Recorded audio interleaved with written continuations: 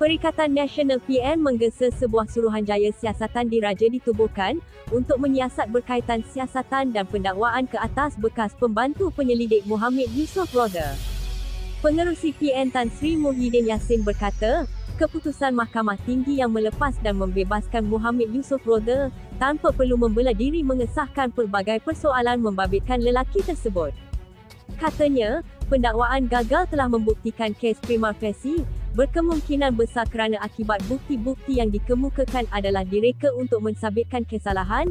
Keputusan Hakim Mahkamah Tinggi Datuk Muhammad Jamil Husin yang melepas dan membebaskan Yusof Roda tanpa perlu membela diri mengesahkan keraguan ini.